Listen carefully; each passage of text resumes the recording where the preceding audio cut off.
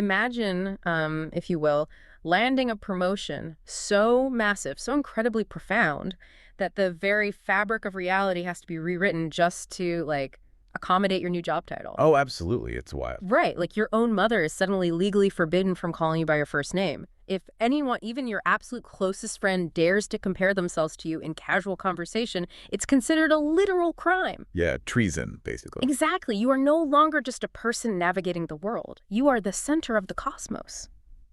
So, welcome to our deep dive into the source material on one of the most enduring, complex, and frankly mind-boggling political institutions in human history. We are talking about the Emperor of China. Yes, we are. We've got this massive encyclopedic stack of historical research in front of us today, and our mission is to really extract the mechanisms, the paranoia, and the unbelievable reality of a system that ran for over 2 millennia. And, the sheer scale of this topic really requires us to just completely discard our modern understanding of executive power. Oh, 100%. Because when we examine the Chinese emperor, we aren't just looking at like a sequential list of kings who wore elaborate robes and sat on golden thrones. We are pulling apart a highly sophisticated 2,100-year-old machine. A machine that ran literally everything. Right. It's a political framework that attempted to perfectly balance the concept of absolute, unquestionable divine right with extreme bureaucratic, moral, and even linguistic constraints. Linguistic constraints, yeah. I mean, to survive at the center of this machine required navigating this unbelievable paradox of total control and absolute captivity at the same time. Well, before we can even begin to understand how that day-to-day power actually functioned, we have to look at how this role was invented in the first place. Right, because it didn't just come out of nowhere. Exactly. You don't just wake up one morning, walk outside, and declare yourself the son of heaven. There has to be a mechanism for that kind of ascension, you know? How does someone go from being a regular, run-of-the-mill monarch to an actual living deity? Well, for that mechanism, we really have to rewind to the year 221 BC. Okay, let's unpack this. What was happening then? So, prior to this, during the Zhou dynasty and the incredibly bloody warring states period, the rulers of the various regional fiefdoms and kingdoms, they simply called themselves kings or wang. Just standard kings. Right, standard monarchs. But they were essentially regional warlords fighting for dominance. Then, the king of Qin does the impossible.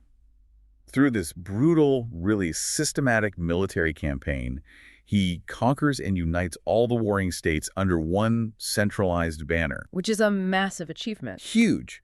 And with the known world suddenly under his thumb, the title of king just feels entirely inadequate to him. It didn't convey the magnitude of what he had just pulled off. So he needs an upgrade. Exactly. I mean, it's less like a modern CEO changing their title and more like a politician legally declaring themselves a force of nature. That is a perfect way to put it, yeah. Like, it would be like a modern president signing an executive order that says they are now officially gravity or the sun. It changes the literal jurisdiction of their existence. Oh, completely. So what does the king of Qin actually call himself to achieve this? He invents an entirely new superlative title, Huangdi. And to understand the audacity of this linguistic invention, we have to look at the roots of those two specific characters. Right. Break those down for us. So Huang roughly translated to august or sovereign, but culturally it was most commonly used as a reverential epithet for a deceased ancestor. Deceased, like a ghost. Right, not a living person. And Di was an apical ancestor, referring originally to the deified ancestors of the ancient Shang kings. Wow. Yeah, these two words carried immense spiritual and cosmic weight, and they had never been used together to describe a living human. Modern scholars sometimes translate the combined Huangdi as Thich, or, the Divine Lord. Yeah. And so he became Qin Shi Huang, the first emperor. So he literally took the vocabulary reserved for gods and dead mythic ancestors and just applied them to himself while his heart was still beating. He did. He just took it. He is forcefully pulling the divine down into the mortal realm. He is. And this ties into another crucial title that operates alongside Huangdi, which is the concept of Tianzi, or Son of Heaven. Son of Heaven. Right. The philosophical weight behind this title is really what drives the entire imperial engine. This wasn't just an exercise in megalomania. It was a brilliantly calculated legal argument about jurisdiction. Okay, how so? Well, by claiming to be the Son of Heaven, the emperor was asserting that he was divinely appointed to rule all under heaven.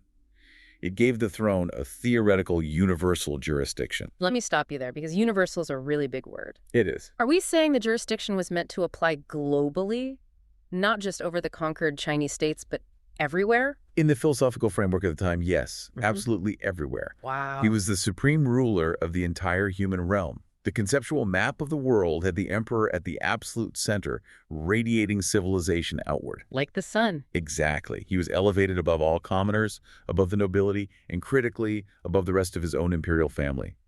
He was the literal cosmic bridge between heaven and earth.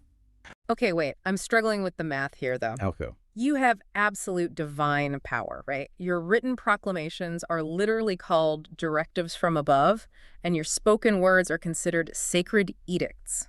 Correct. If I'm the divine lord, I'm not letting some bureaucrat tell me no. Why not just execute anyone who gets in your way? We've seen modern autocrats do exactly that to consolidate control. Oh, for sure. Yet our sources reveal this shocking paradox where these living gods were basically trapped in a cage of their own making. What's fascinating here is that you could execute them, and some emperors absolutely did just that. Right. Some founders of dynasties, like Qin Shi Huang himself, or the Qing dynasty's Kangxi emperor much later, they were true energetic autocrats who wielded massive, terrifying personal control. But that wasn't the norm. Not at all. For the vast majority of emperors across 2 millennia, the daily reality of governance was basically a hostage situation. A hostage situation. Yeah, because the empire's sheer scale was its own worst enemy. I mean, you cannot personally manage the grain distribution for 50 million peasants. No, obviously not. You can't maintain flood defenses on massive rivers and collect taxes across diverse provinces all by yourself. The emperor needed a massive network of scholars and administrators. Right, the bureaucracy. Exactly. Yeah. We're talking about the chancellery, the central secretariat, the military apparatus, the censorate. So they invite these scholars in to run the machine, but doesn't that inherently dilute the divine authority? You have to rely on the very people who might want to, undermine you. Yes. The bureaucracy was simultaneously the engine of the empire and the single biggest threat to the emperor's autonomy. Because they have their own agenda. Right. The emperor needed their administrative brains, and the bureaucrats needed his divine stamp of approval. But the bureaucrats want stability, predictable rules, and institutional power. And the emperor wants absolute flexibility and total obedience. Exactly. Rulers knew the danger of delegating. Paranoid emperors, like Emperor Wu of the Han Dynasty or the Hongwu Emperor of the Ming, would rapidly cycle through high government officials. Just fire them all. They would fire, exile, or execute ministers just to keep the administrative class completely off balance. That is wild. Sometimes they would deliberately leave top-ranking posts entirely vacant for years, ensuring no single minister could consolidate enough influence to threaten the throne. It sounds utterly exhausting. You are a god, but you spend your entire life looking over your shoulder. Pretty much. And it wasn't just the scholar officials they had to worry about, right? The sources highlight this fascinating, shadowy dynamic with court eunuchs. Oh, the eunuchs, yes. If the bureaucrats are out in the empire collecting taxes, the eunuchs are inside the palace walls. Right. And think about the mechanics of why an emperor would elevate a eunuch to a position of power. Bureaucrats come from powerful, wealthy families with deep regional alliances. I have connections. Exactly.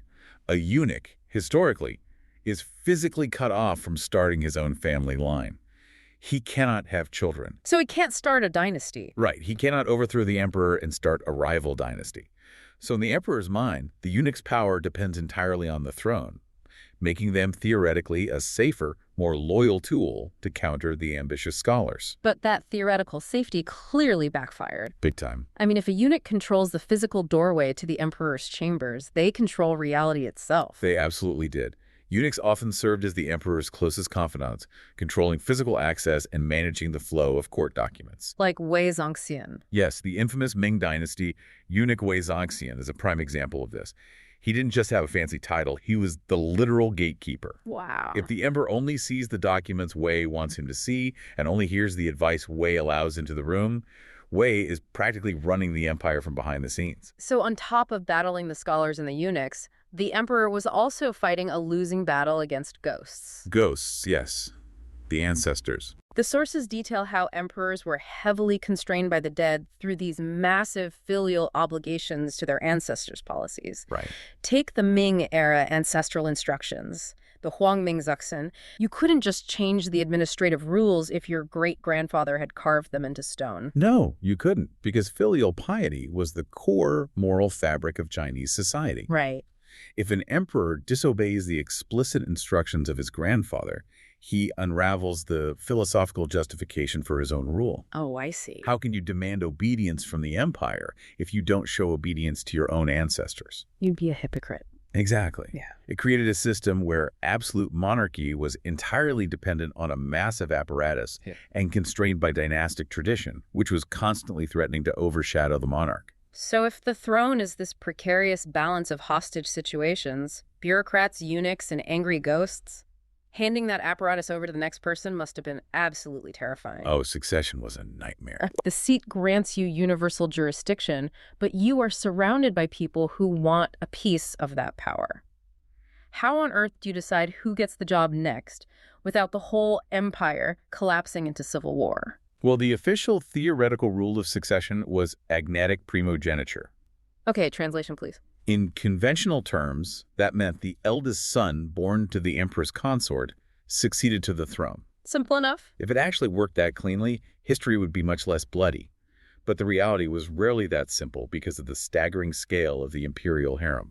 I want to break down the actual math of these harems because looking at the Qing dynasty system from our sources, it is highly mathematically regulated. It's very precise. You have one empress, below her, one imperial noble consort, then 2 noble consorts, 4 consorts, 6 concubines, and then an unlimited number of noble ladies in attendance. It's a whole corporate ladder. Why construct this elaborate numbered hierarchy? Because these weren't just romantic partners. This was a highly calculated political machine. By marrying the daughters of rival generals, powerful bureaucrats and regional lords, and assigning them specific, mathematically limited ranks, the emperor was essentially holding the most powerful families in the empire hostage. Oh, wow. Yeah, while tying their bloodlines to his own.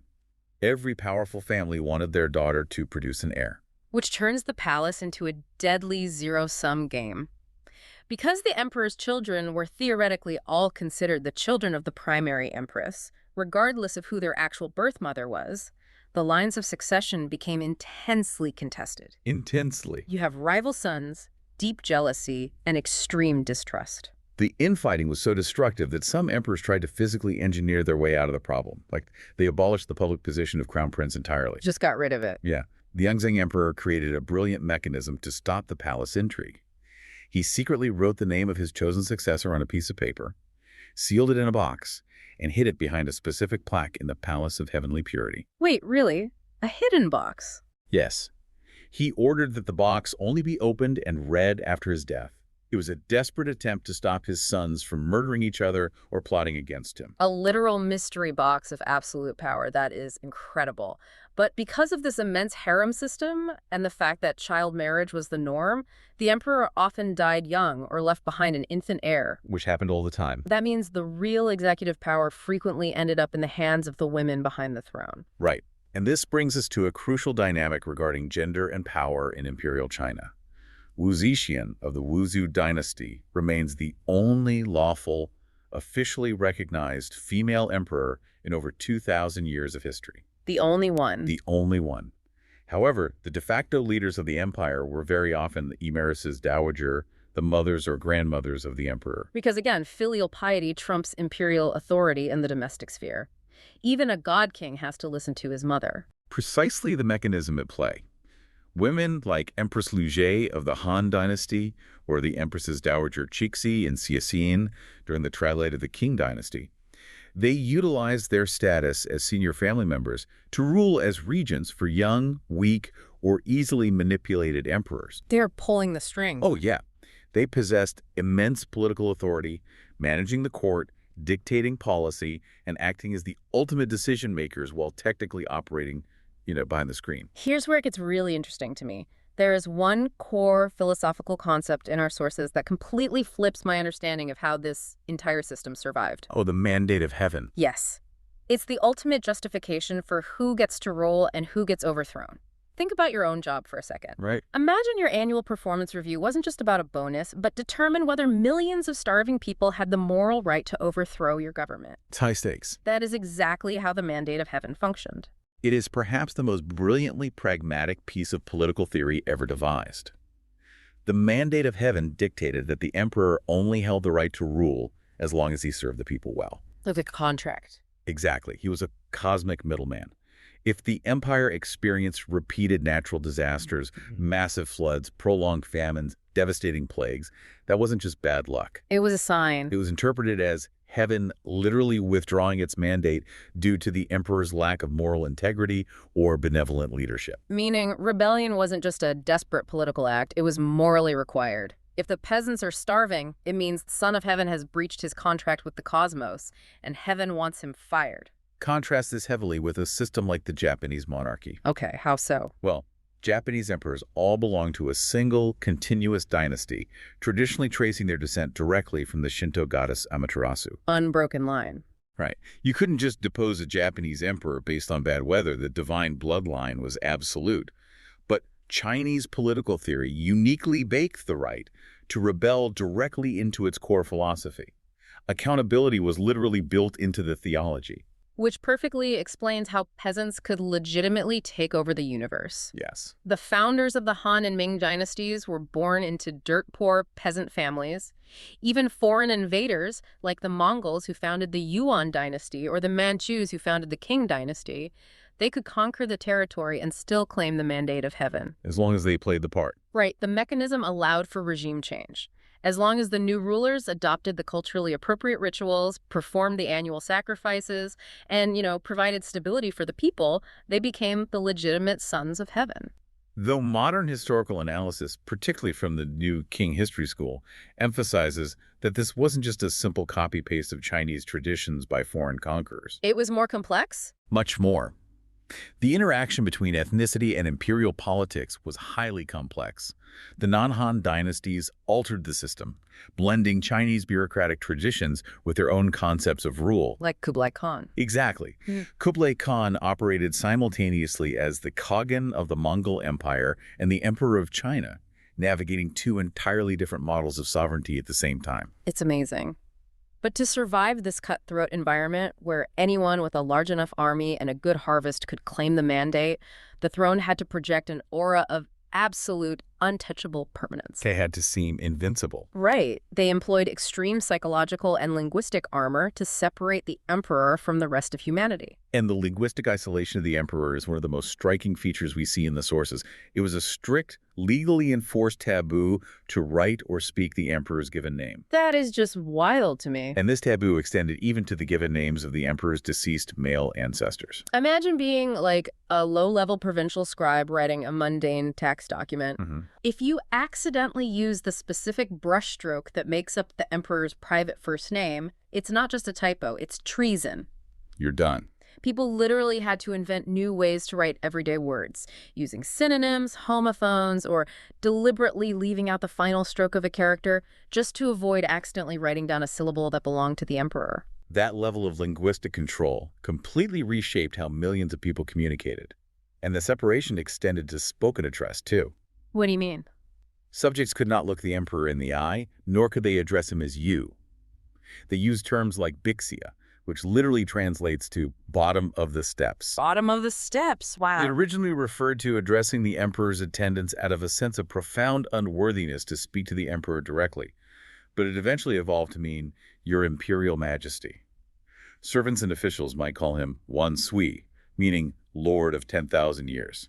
But wait, if everyone is calling you the Lord of 10,000 years, how do you refer to yourself? Well, the emperor used Zen, which is a specific, highly exclusive first-person pronoun that functioned like the royal we. Oh, okay. It was arrogated entirely for the throne by Qin Shi Huang and never used by commoners again. But interestingly, when addressing his subjects or ancestors, the emperor might use performative, self-deprecating terms like goren, meaning the morally deficient one, or gu, meaning lonely one. The lonely one. That hits incredibly hard. It does. It was a way to show performative humility before heaven. But it's also probably just literally true. I mean, your closest family members have to kowtow to you. Your own mother calls you emperor.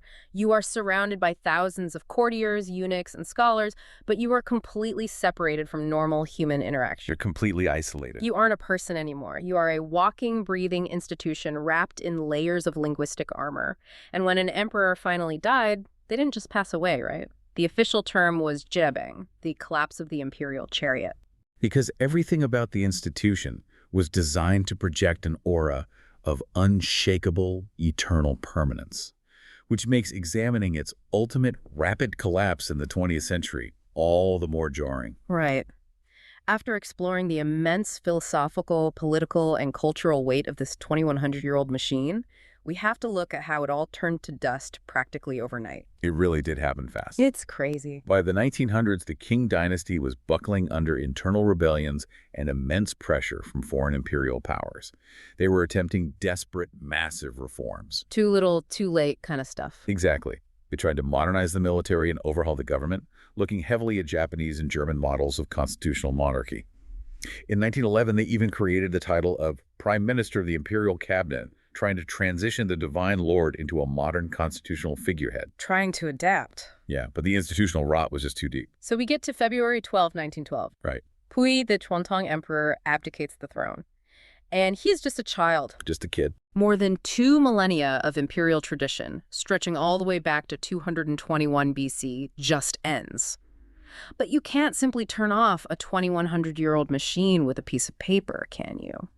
The ghost of the empire lingered. The immediate aftermath was incredibly messy. There were these brief, almost surreal restorations. Yuan Shikai, a powerful general who became the president of the new Republic of China, attempted to put the genie back in the bottle by declaring himself the Hongxian emperor in 1915. He tried to start a new dynasty. He did. That experiment lasted exactly 83 days before widespread rebellion forced him to abdicate. Then, in 1917, warlords orchestrated a coup and briefly restored the young Puyi to the throne. And how long did that last? That restoration lasted a mere 12 days. 12 days. I mean, Puyi's entire life arc is almost too bizarre for fiction. It really is. It perfectly charts the death of this cosmic institution. He starts out as the Lord of 10,000 years, the literal son of heaven. He abdicates, but the Republic allows him to continue living inside the Forbidden City. For a while, anyway. Yeah. Right. Then in 1924, he is expelled and flees to a Japanese concession. 10 years later, in 1934, the Japanese install him as a puppet emperor in the state of Manchukuo. So he's an emperor again, but not really. Exactly. Okay. At the end of World War II in 1945, the Soviet Red Army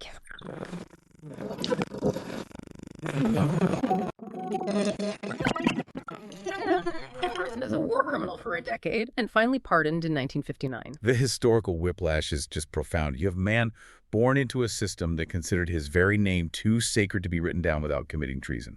He was raised as a living god. Yeah. And he spends his final years, before his death in 1967, working a regular shift in a botanical garden repair shop, and later as a researcher of literature and history. A repair shop? Yeah.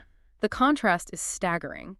From Qin Shi Huang conquering the known world and literally inventing a word for divine lord in 221 BC, to a quiet, mundane end in a 1960s repair shop in Beijing. It perfectly encapsulates the impermanence of even the most deeply entrenched human institutions.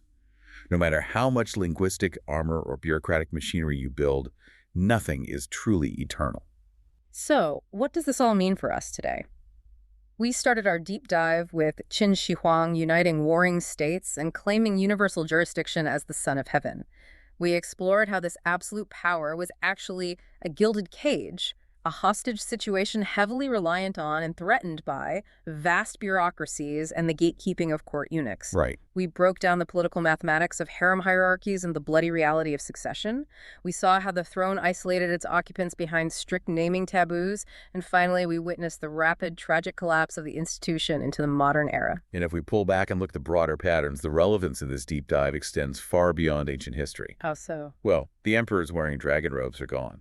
But the core tensions we discussed, the eternal struggle between absolute executive authority and the massive, stubborn bureaucracies required to manage that authority, those are incredibly present today. Oh, for sure. You see echoes of this exact dynamic in modern governments fighting their own administrative states, in the way global megacorporations are structured, and in the delicate, paranoid balance of delegating power without losing control. The structures change, but the human instinct to consolidate and protect power remains exactly the same. Exactly. The ancient Chinese believed deeply in the mandate of heaven, that fundamental pragmatic idea that power is only legitimate as long as it actually provides for the well-being of the people. And if a system fails to do that, if the contract is breached, its replacement isn't just expected, it's justified. A cosmic performance review. Exactly. Looking out at the complex systems, the sprawling institutions, and the leaders that govern our lives today, how many of them have already lost their mandate and we just haven't realized it yet?